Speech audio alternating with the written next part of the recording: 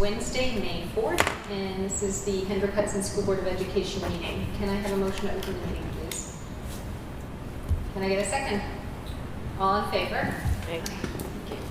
At this time, the board will be going into an executive session. The executive session will convene for the purposes of collective negotiations under the Taylor Law, medical, financial, credit, or employment history of a particular person or corporation, or matters leading to the appointment or employment history of a particular person or corporation, or matters leading to the appointment or employment or promotion or demotion or discipline or suspension or removal of a particular person or corporation. Can I have a motion to move into exec, please? Can I get a second? All in favor? Aye. All right, for the public, we will be back at approximately 7 p.m.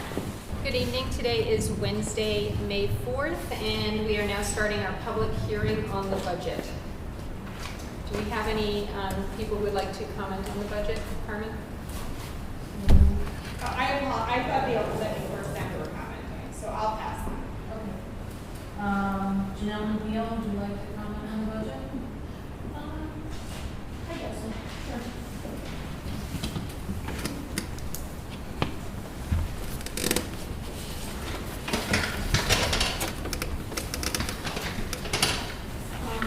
Hi, I'm Janelle McNeil. I just pulled this together quickly and was just wanted to make a quick comment that for our budget for $86 million this year, just straight budget versus how many kids we have, we're at the top amount per kid for $40,164, and we have a 42% minority. And then I compared it to Croton, they're $34,000, Yorktown's $31,000, Austin's $30,000, they have 80% minority. Terrytown has a 70% minority at $32,000. Bedford Hills has 40% minority, $38,000. Lakeland, $31,000. Silver's $35,000. Brewster, $36,000. Peekskill, $29,000. So I would just ask the board how you feel that you're managing our budget when we are basically number one in the highest cost to educate a student in Westchester. Thank you. Okay, thank you.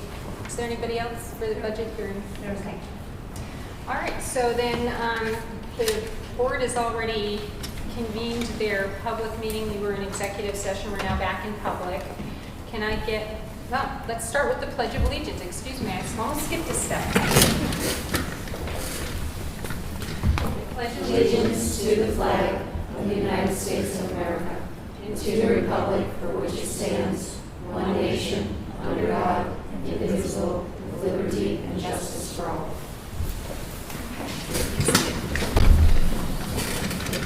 All right, now can I get a motion to approve the agenda as stated? Can I get a second? All in favor? Aye. Does anybody have anything to pull from the consent agenda this evening? All right. So before we approve the consent agenda, I would just like to say that this week is Teacher Appreciation Week. I'd like to take this opportunity on behalf of the board to thank our amazing teaching staff for their hard work and dedication to our students.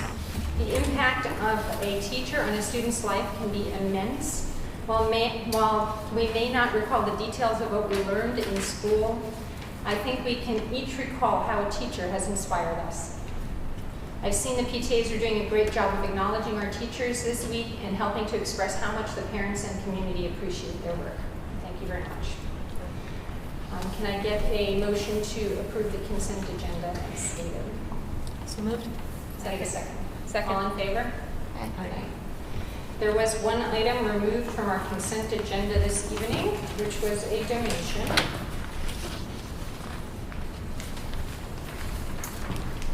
And the donation is totaling $536 for the Barbara Katzenstein Scholarship Fund. The Office of Special Education has received a donation in the amount of $536 to be utilized to pay for partial summer camp funding for students with significant handicapping conditions. Thank you very much for that generous donation. It is greatly appreciated. Can I get a motion to approve this donation? So moved. Can I get a second? All in favor? Aye.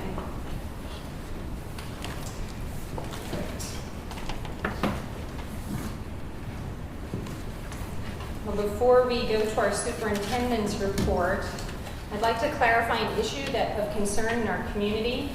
We've had multiple emails, calls, and conversations about the board's commitment to implementing the Princeton Plan in the fall of 2022. Unfortunately, a couple of PowerPoint slides I asked to be prepared for this evening's meeting with detailed information and financial implications of this issue were taken out of context and have caused unnecessary distress. They've been removed from the presentation as a result, and I apologize for the confusion. To be clear, the Board of Education has no intention of reversing or delaying the grade banding implementation decision at this time. The board has faced staffing and budgetary decisions both last year and this year on the commitment that the district will be implementing the Princeton Plan in the fall of 2022. There have been multiple public board meeting updates on steps taken and progress made towards implementation. We are proceeding as planned and are on target for the fall.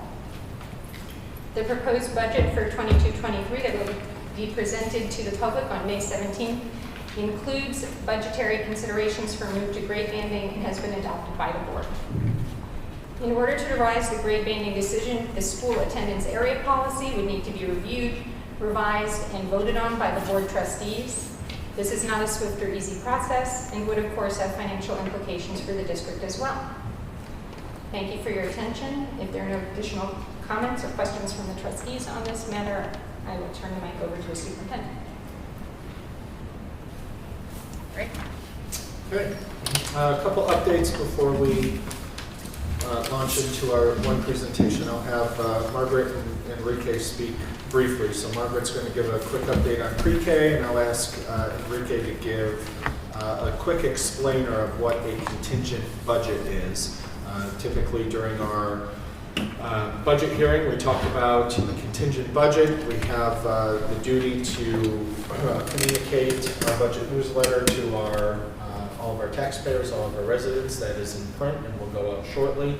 And we have a responsibility to educate the community on contingent budget. So before we get to that and pre-K, I want to just remind everyone, spring concerts are coming up. Please make sure you check our website and check out any number of our spring concerts, particularly the middle school and high school will be performing in the newly renovated auditorium. Over the last number of months, we typically have student recognitions, and we had a number of high school students lined up to be recognized tonight.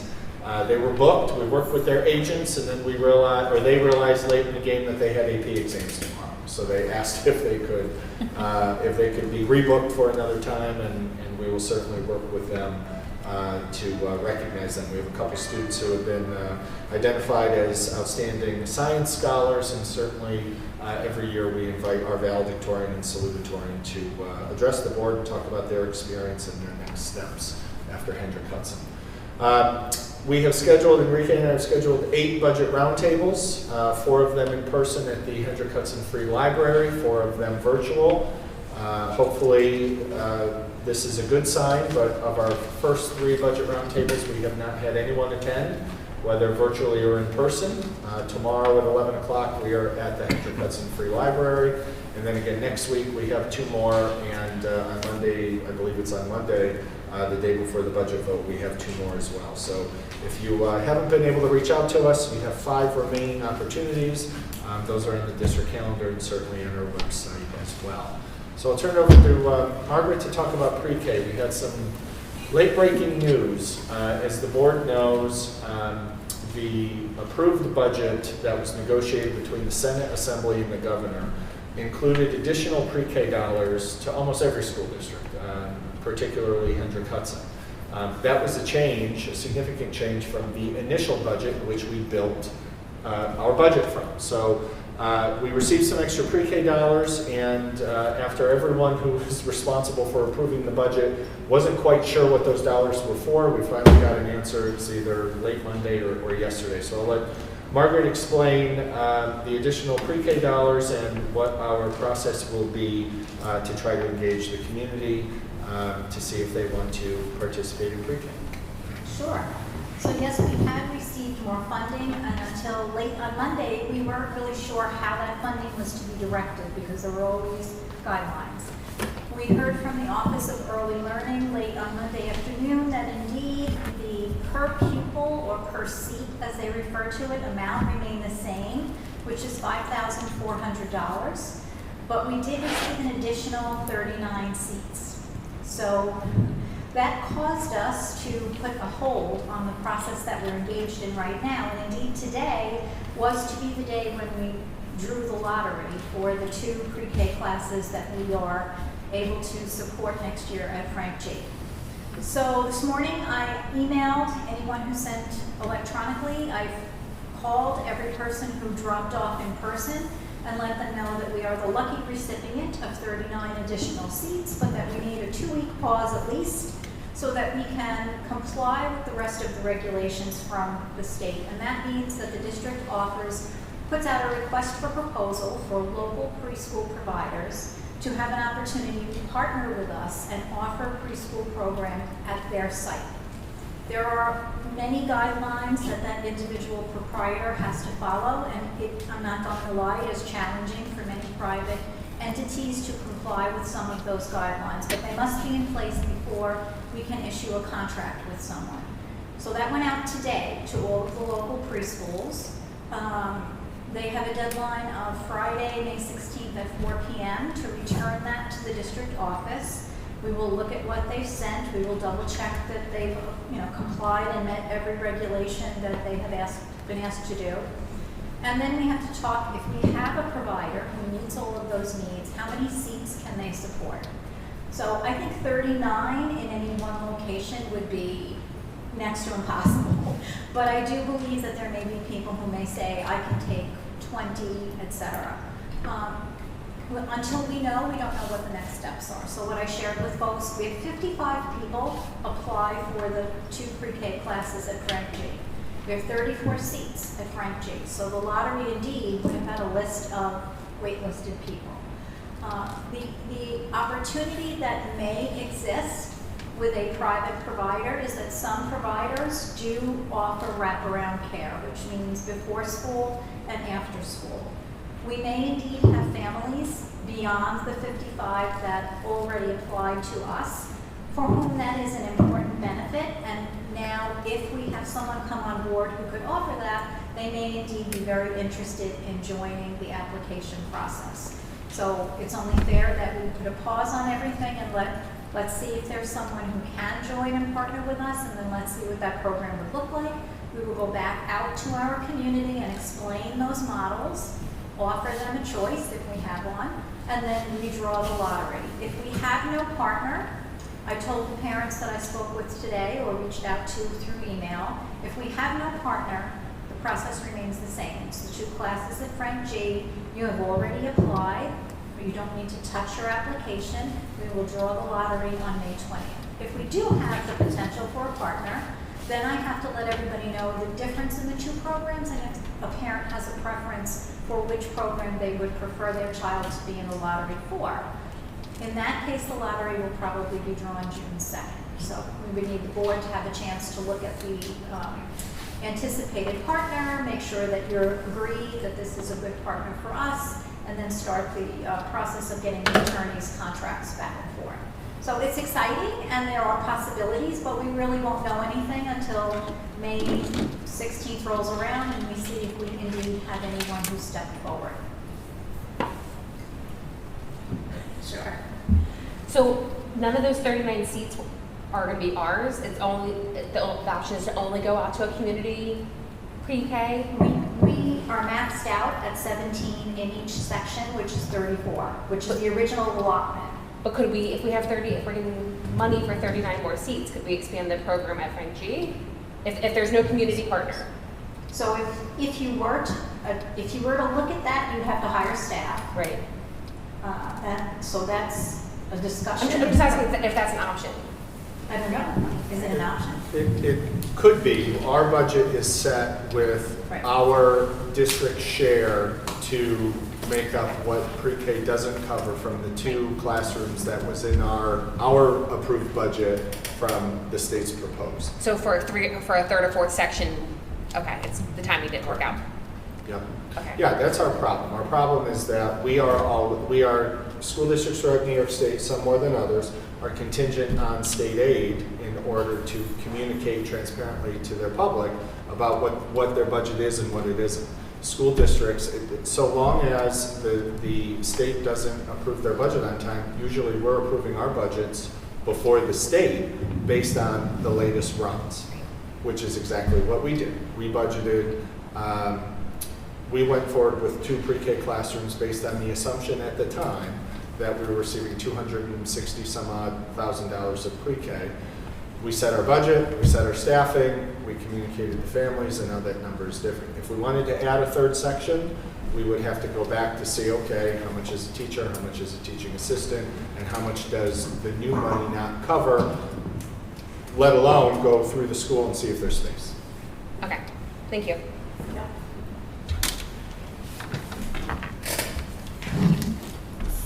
So when a parent, so if you just parent A, parent B, parent A says they prefer an on-site location, parent B says they prefer an off-site location, are there going to be 2 lotteries? Or how do you envision it's going to? We haven't thought through what we're going to do, and we have a partner in another district that does this anyway. They run 2 different opportunities, so I will be reaching out to them to see what they do, and we'll go forward from that. One of the issues, just real quick, is that Margaret's right, that when parents entered the lottery and said, we'd like to be considered, there was only 1 model at the time. Right. Now those rules change, so we have to give them the opportunity to change their mind or stick with us or put their name in with priority, district, outside provider, or vice versa. And there was no option to handle who's applied timely in order. You had those 55 people. There was no option to settle up the first 34 seats and then do a second lottery. You have to do it all at once. Well, I don't want to, it would be harmful to the people who applied to draw the lottery and say, okay, you're at Frank G, and then they find out we have a new opportunity, and they're like, well, I might have wanted that if you would have offered it to me. So I think the fairest thing to do is just to say, let's just take a breath, see what we get with the RFP, and then your child you don't have to fill anything else out. I have the paperwork, that your name will be in the lottery. I will call you personally and say, we have another partner, which I'll describe the program to you, and you can, tell me which lottery you'd like to be in. I believe that Lakeland has 2 different models, and you're actually in their process. I think you can say either one is fine, or you can say I only want A or I only want B. So we want to be fair to everybody. I didn't want to cut the 55 off and say, too bad, you already applied. Now it's up to new people to apply again. So.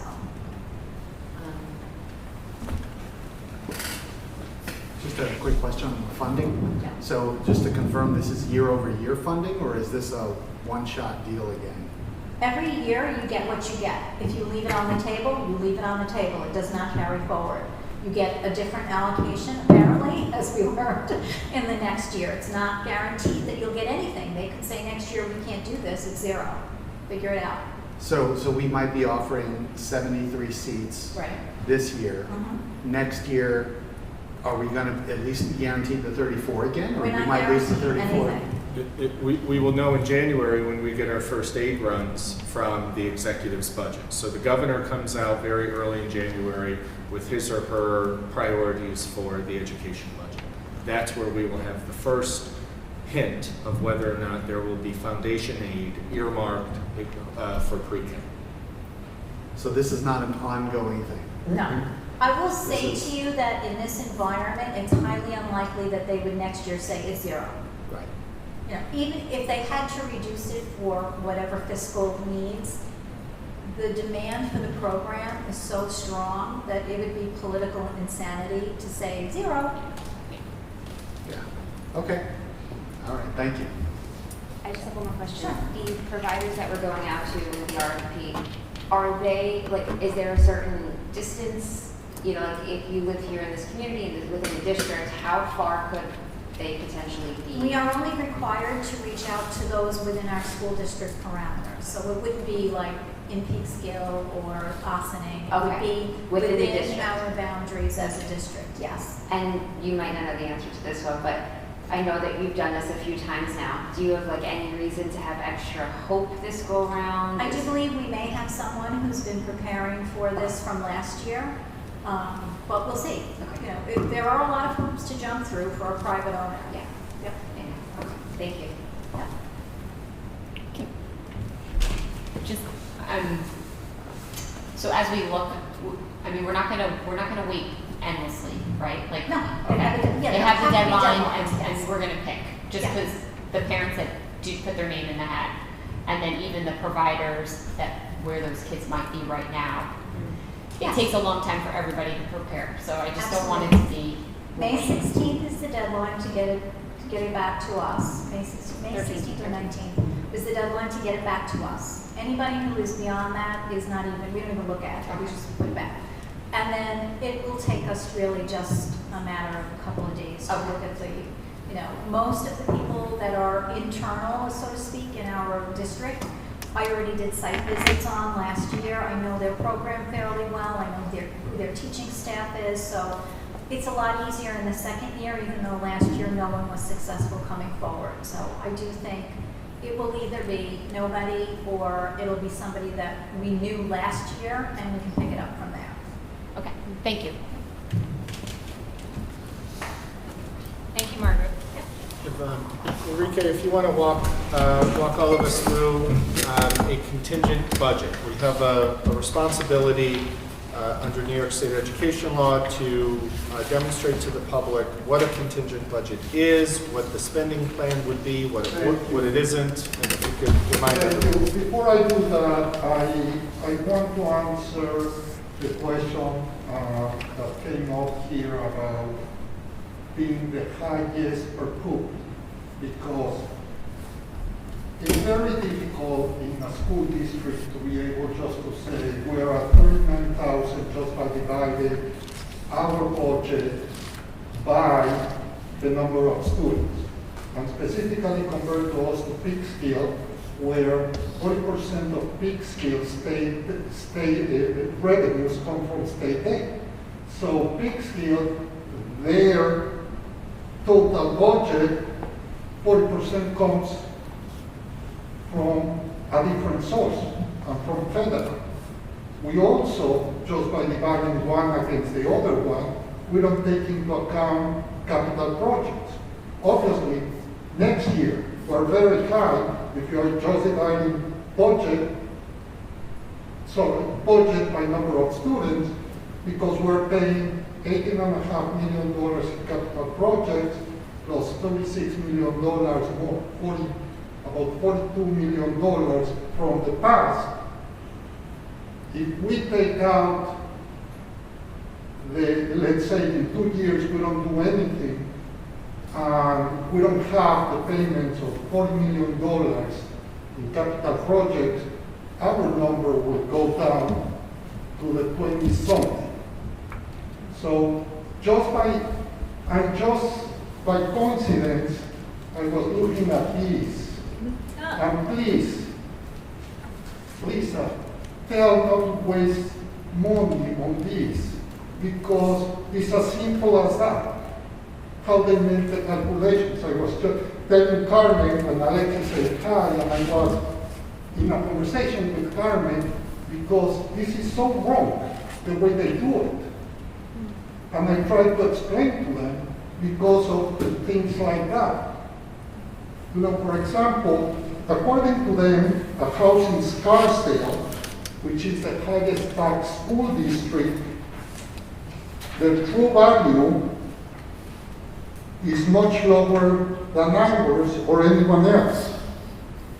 For example, Scarsdale, I'm not just pick one because it's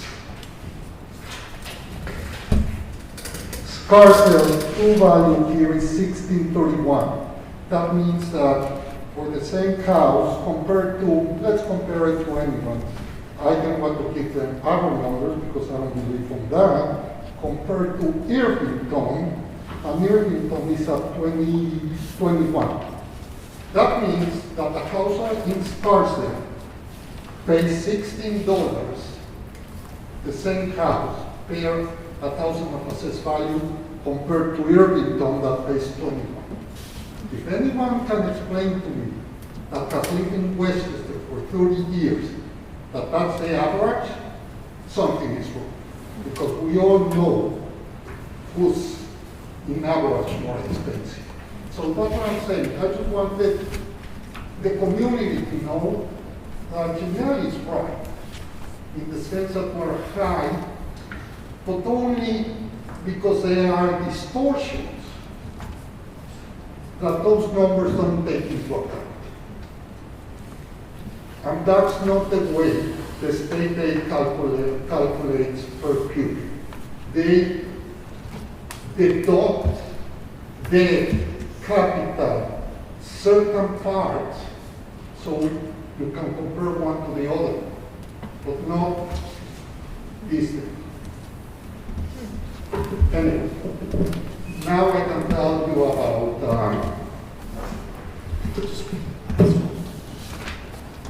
what would happen if we are in contingent budget. There are three main things that will happen if we go to contingent. Number one, we cannot buy any kind of equipment. Number two, our administrative budget has to be less than 8%, that as it is. And number three, our total budget has to be last year tax levy plus this year non-tax revenue. That would represent $1 million, close to $1.2 million to have to deduct for next year. Also, we will not be able to have outside community members coming and using our facilities unless they pay. So, the last time that the district was in contingent budget was more than 15 years ago. I wasn't here, but I came 2 years later, and it was extremely difficult. It took us 7 years to get back to have the same number of teachers aides that we had the prior year to contingent. So it affects directly the first year, but I can tell you that affects for the next 4 to 5 years too.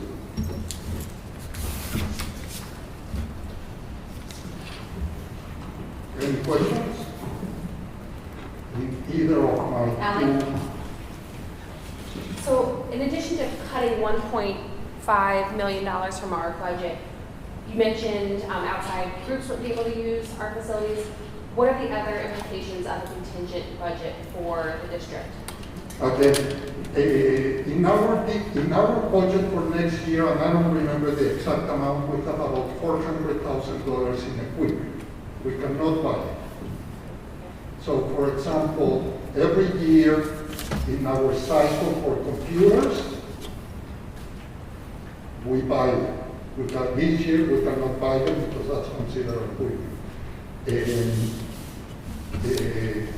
Any kind of equipment that we needed, for example, when I was in Amityville, I was in contingent when I came, we needed a new sander to spread the sand. A new sander cost like $4,000 or $5,000. To repair the one that we have cost us $10,000. So we have a problem like that, we have to repair, we cannot buy. So it's equipment outside organizations that cannot use our building, and the reduction of $1.2 million. Thank you. Anybody else have questions about contingent budgets? Thank you, Enrique.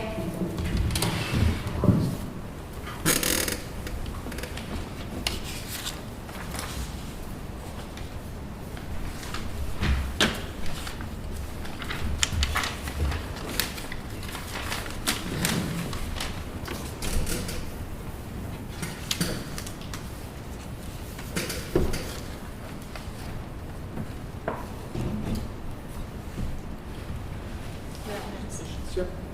I want to provide the board and the community an update regarding our implementation of grade level banding, or the Princeton Plan for next year.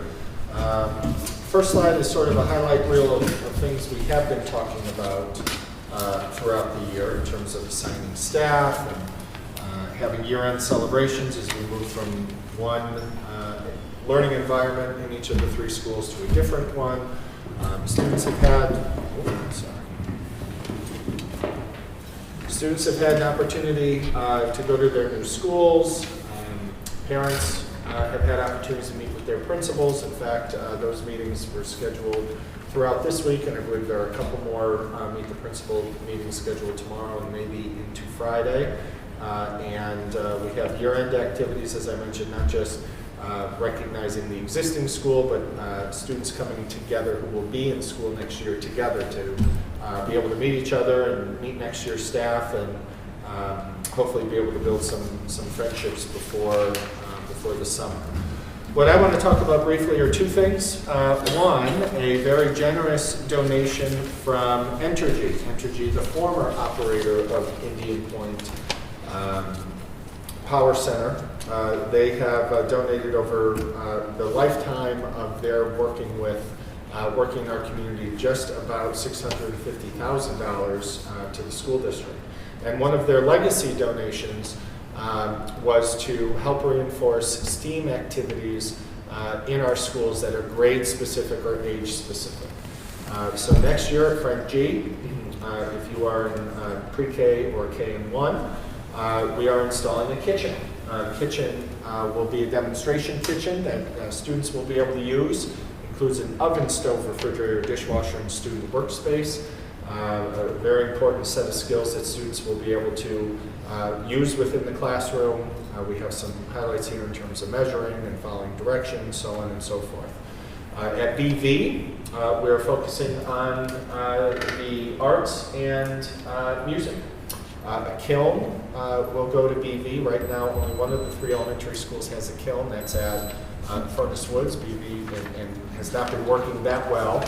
So BV, we're going to use the money to purchase a new kiln at BV that will support the arts curriculum at BV. So ceramics will be part of what 2nd and 3rd graders will be able to do, all 2nd and 3rd graders, and also electronic keyboards to support the music program in 2nd and 3rd grade, which will be a really nice addition for students to engage in music in a little different way before they choose what instrument they would like to take heading into 4th grade. And at 4th and 5th grade, the focus is really on STEAM. Some of these you've heard about in previous presentations. We had some folks come a couple months ago about what they'll be doing in terms of supporting the science curriculum and in the media center. But we're purchasing 2 3D printers. We have a STEM Lab makerspace cart. For those who don't know what that is, that's Ozabots, coding, and Lego robotics. So students in 4th and 5th grade will be able to work with those STEM-related activities. Coding class packs. We've partnered with a number of agencies for the Day of Code, and coding has become quite a specific, before the pandemic certainly, quite a specific learning opportunity for kids going to the library and media center. And verb boards and a track for collaboration. This is technology, both old school and new school, digital whiteboards, and also regular old school whiteboards where students can sketch and design and dream a little bit as they get into some early stages of engineering and design process. And then the track for collaboration is so that they can collaborate with kids within the classroom or within the school, but also use that for a presentation. So thank you to Entergy. We have always thanked them for their work with us, but this wouldn't be possible in our old model.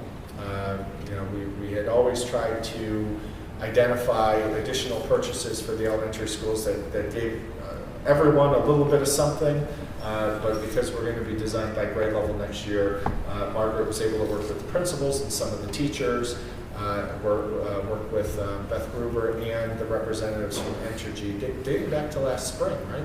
Maybe even earlier. Yes, late winter. know that, I know this is elementary. Sorry. I know that I know Joe's presentation right now is focused on elementary, but let's give Entergy credit where it is due. They also imparted this legacy gift. Some money went to the middle school to start their sustainability program, and we've been working with 2 teachers there that are spearheading this, buying slowly materials and kits to enhance their respect for the environment and to understand how to be a good citizen of the environment. So that's an ongoing project, and they're very excited about the work that the kids are doing at middle school. So thank you to Entergy for that as well. This does not include the entire donation, and that's important to understand. We wanted to make sure that we implemented some of the initiatives that Entergy, that we signed up for with Entergy, and that the principals and teachers identified as priorities, but we're not spending the entire grant yet. We want to get our feet wet a little bit in next year's organization and determine what else might be of interest for staff and principals, and see how we could use the rest of that budget accordingly. Unlike school district budgets, grants typically don't sunset at the end of the fiscal year. It's not a use it or lose it. We're able to, we work with Enrique and the business office to be able to identify codes, accounting codes for those donations to live year after year, so we don't make quick purchases just because we have money burning a hole in our pocket. So this accounts for right around 66% of the dollars that were directed toward K-5, so we'll have an opportunity to build, either build on these exciting initiatives or continue to go in a different direction as well. That would be great. Maybe we'll be able to roll in some of the ideas from the strategic planning committee Absolutely. into this grant money. Yep. The other 2 slides I want to update on are the financials of implementing the Princeton Plan. So this project, as many of you know, started back in 2018. Board of Education identified through BOCES a consulting group that does this work for a living. They looked at all 5 of our schools, they walked the classrooms, they looked at blueprints, they interviewed folks, and came up with 4 options for the board at that time to consider that could bring some significant structural savings to the budget, knowing what we knew at the time about Indian Corn. One option was status quo, and just leave things alone. One option is the direction we decided to go, grade level banding, and other options included closing schools, moving 5th grade to the middle school, so on and so forth. The option that created the most significant savings from that report was moving to the Princeton Plan. And back then, in 2019, the savings were estimated no less than $1 million. That included a reduction of 6 teaching positions and 3 TAs. And the reason 3 TAs was part of that calculation is because at that time and moving forward, there is 1 TA for every kindergarten classroom. So the analysis back in 2019 showed that based on trajectory of enrollment and based on demographic study, we would need at least 3 fewer kindergarten classrooms. The TA goes with that classroom, so on and so forth. In today's dollars, so this doesn't reflect, the last bullet does not reflect dollars in 2019, it reflects today's dollars. For every $500,000 that, or I should say it the other way, for every 1% we increase taxes on the community, it generates $500,000 of new revenue. Right? So every 1% is around $500,000. So at the time, $1 million in savings in today's dollars represented at least a 2% tax avoidance. It's not a tax reduction, it's a tax avoidance. It's not a refund, it's not raising 2 additional percent based on whatever the budget would increase each of those years. Last year, I think Corey had mentioned in our finance committee, as we were going through the throes of determining whether, whether implementing the Princeton Plan or not was a good idea, we used some of those calculations in the tax calculator, basically to say, what would be the savings be over 10 years, each year over 10 years. If we looked at this as a 10-year initiative, just so folks understood what the difference would be in tax scenarios, we were able to publish that. So for example, well, I'll talk about that example next. So with the Princeton Plan, baked into our budget are savings of at least 1.2 million. That includes 9 reductions. So the model from 2019 actually had yielded more savings. In fact, significantly more savings. So the 9 reductions are 3 retirements that we're not replacing, 5 additional teachers, and a leave of absence that we don't need to replace for 1 year. So that's a 1-year savings, okay? So those 9 positions in 1 year represent a $1.2 million reduction. Now that includes a number of financial codes, for lack of a better term. It includes their salary, it includes benefits, it includes health insurance, it includes the district contribution to the retirement system. So it's not just somebody's salary that you save. There are other benefits that a district has to pay to support that employee. So in our budget is a $1.2 million reduction. The board could have gone a little bit further based on the model from 2019 and could have reduced 5 additional positions. That is what the model had called for in 2019. The board had decided for next year not to do that because coming out of the pandemic, first year going into the Princeton Plan, we felt it was important not to cut the staff too close to our class caps, but to have quite a bit of wiggle room. All right. So had we have gone the whole way, it not only would have been the 1.2 million savings, it would have been at least $500,000 of additional savings, which puts us at 1.7. These calculations do not include anticipated state aid that would come from transportation. We are actually going to receive more state aid by transporting students in the Princeton Plan that will outweigh the out-of-pocket of gas or diesel. The reason is because the more miles buses drive outside of 1 mile of an elementary school, the more aid you get back. Right? We have a policy in our district, even though the state policy says elementary students can walk to school within 1 mile, we don't adhere to that. And we don't adhere to that because no one should be walking on Watch Hill Road or some other roads to an elementary school. So we bus everybody. At the end of the year, Liz Gillio and Enrique has to go through our manifest and basically calculate all of the miles every bus drove outside of that, within and outside of that 1 mile radius, because we cannot receive aid, transportation aid, for busing students inside what the state says students should be walking. All right. So as buses drive further, as an elementary student will go from BV to Furnace Woods or vice versa, our buses are actually going to generate more aid than what we would spend on them in terms of mileage. So there will be additional savings. We won't know that until we complete the paperwork. All right, so that's why we didn't even project it in these 2 situations. So going back to the top portion of the slide, we know that moving to the Princeton Plan with those 8 reductions plus the one year leave of absence is a $1.2 million savings. If you run the calculation of 1% at $500,000, going to the Princeton Plan next year is a 2.4% tax avoidance. Or in the future, if we decide to capture the full savings, it could be a 3.4% tax avoidance. But if we just look at this year to next year, our proposed budget calls for a 3.2% tax increase. If we had decided to go with the budget at status quo, that tax increase would be 3.2 plus 2.4. It would be 5.6. And that goes back to last year's calculation that Corey asked for in terms of the tax calculator, is what's the delta each year between doing the Princeton Plan or not, and what would that look like in terms of money out of pocket after 10 years? Because it compounds every year you don't do it.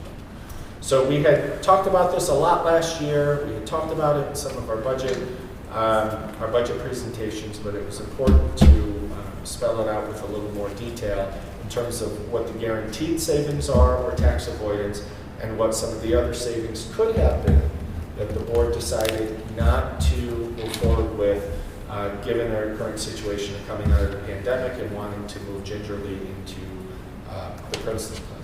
But these numbers add up to more than the projected savings that we articulated coming out of the cost analysis. And we wanted to make sure that we close that loop with everyone, so they know that what was expected or what could have been expected back in November of 2019, most of it has been realized, other savings could be realized, and the third leg of the stool is what the final analysis will be of transportation aid. That won't be done until next summer, until we close the books on the school year of June 30th, 2023. So it's a lot of info, but it's not really anything that is new to us. We've just talked about it in different pieces throughout our budget, but wanted to make sure we had it all in place. Corey, you look like you have a question. I got a few. So this is great. I really appreciate this update. So one question I have is for the reductions. You mentioned 5 reductions. Does that mean you're laying off teachers, or what is behind the reductions? Because the way we originally talked about this, we were getting $2 million of savings over the course of 2 years that was going to be cumulative over time, and we were going to reduce teachers by 14 by allowing people to retire and not replacing them. So how has that changed from that original proposal, if I've got my numbers right, if I remember correctly? Okay, Corey, this year we had 3 retirements. Yep. So those 3 were not replaced. Okay. Okay? Then we have 1 teacher that asked for a 1-year leave of absence. So I didn't have to let go someone below her because she said, this year I'm not here and I'm not come here, but at least this year. I don't want to speculate going forward. And the rest, the other 5, we let them go. In that sense, Margaret can tell you more about how does it work in the future if they are going to be, if they are in the waiting list to, next year there's more retirements or not. But I'm not, Margaret, can you talk about that a little bit? I'm only concerned because this is not how it was communicated to us, right? It was communicated to us that we were not going to have to lay off any teachers when we agreed to the Princeton Plan, that it was going to be based on retirements, and if, right, there was going to be attrition. Retirements and, first. What's that? It was always going to be retirements first, but there was That's the right. possibility of having to reduce positions if not enough teachers retire. Yeah. That's my but was it- recollection as well, Corey. Yeah, okay. Yeah. But again, I thought that's what we were saying to people. Let Margaret tell you how that portion of the people that let's call it we're letting go can happen that they can come back if, next year we have 6 elementary school retirements, but I don't know exactly how that portion works.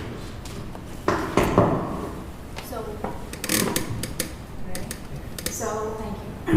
The people that are not returning next year are probationary staff. And in that sense, there would be something called a preferred eligibility list. Tenured teachers would go on that preferred eligibility list if we had to access them. And then for, I think it's 7 years, they have rights to a job. So if we accessed a tenured teacher this year, and next year we said, oh, we have an opening, our first responsibility is to call that tenured teacher.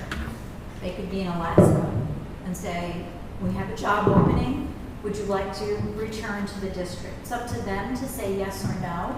If they say yes, then we welcome them back and, to whatever the position is that they are accepted. If they say no, correct me, Joe, they can continue for a period of time and remain there. These folks are not part of that process. So. Okay, well, all right, well, that first question. My second question is how we present the Princeton Plan going forward.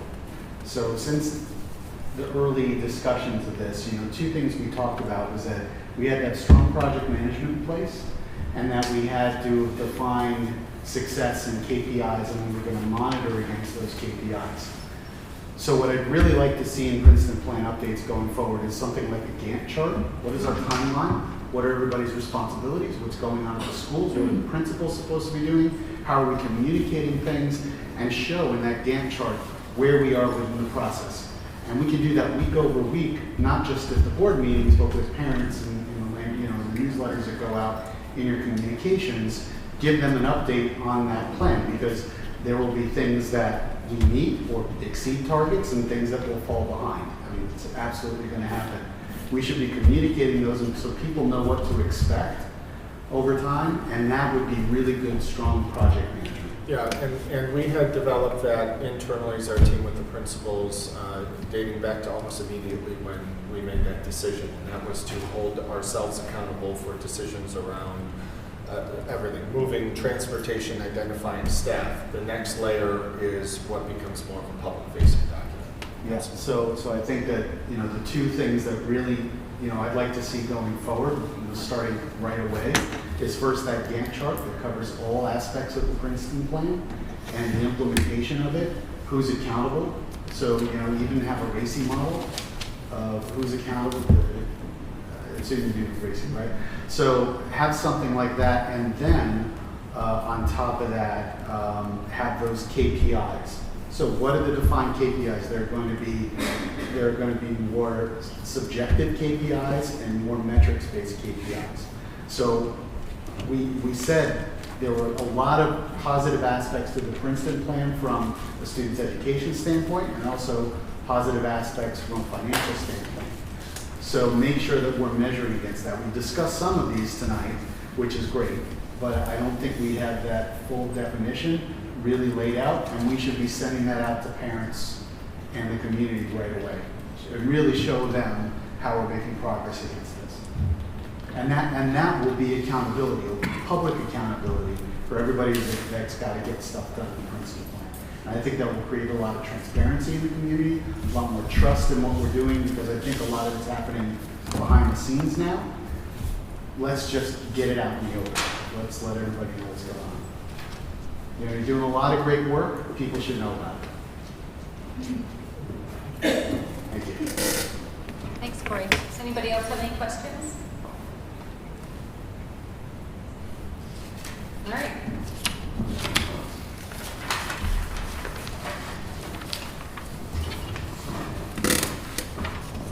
That will bring us to our first audience comment section, which is on agenda items.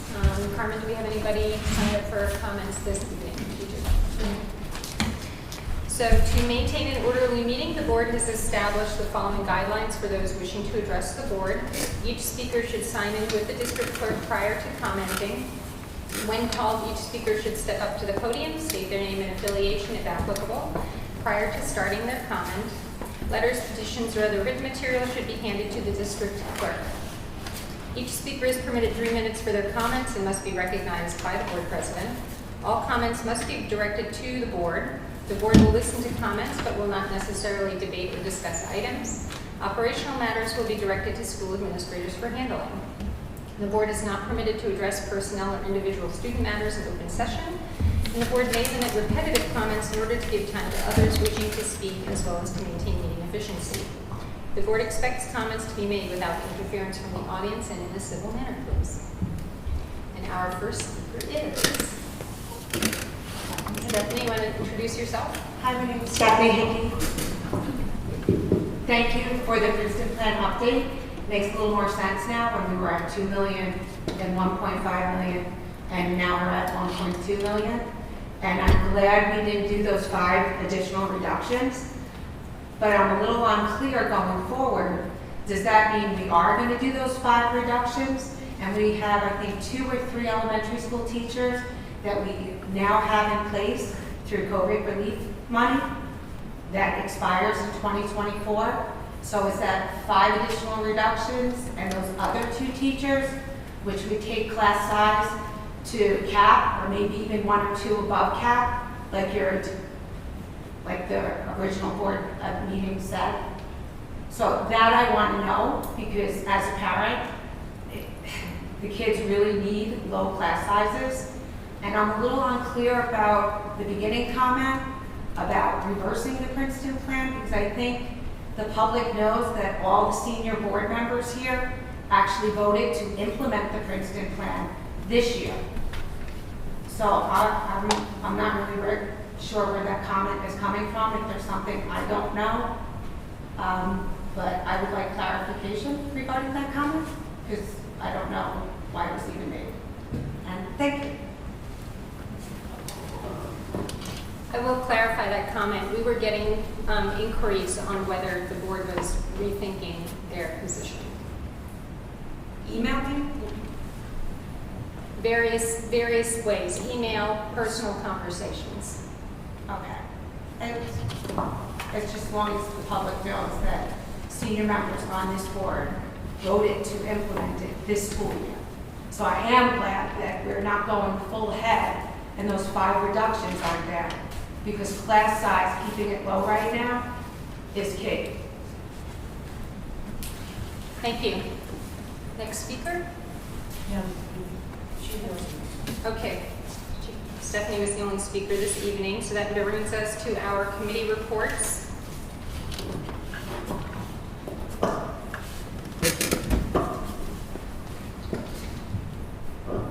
Okay, there are no committee reports tonight. Next is board comments and new business. Something for that.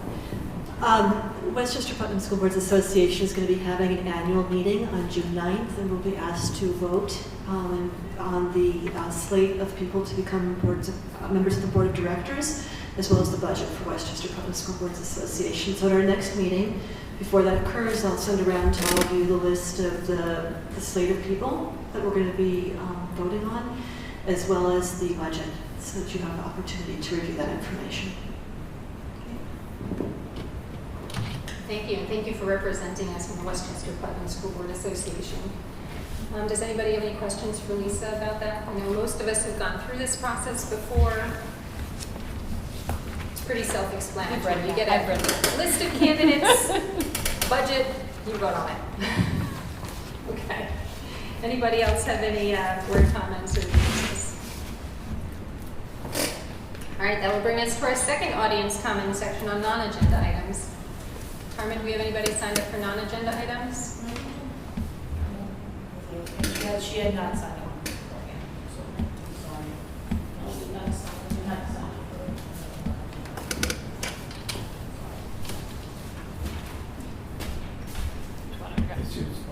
Yeah, it's fine. She wants to speak. It's fine. Just sign in with Carmen before you go up to the podium, please.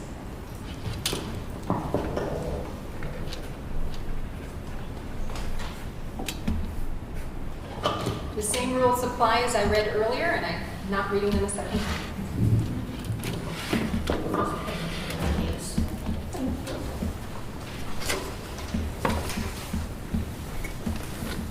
I just wanted to say thank you to Erica, because she provided me with the projected number for students in 2022-2023, which is actually 2,088, which would bring our budget per kid 41,491 versus everyone else in the district, in the county, which is significantly lower than us.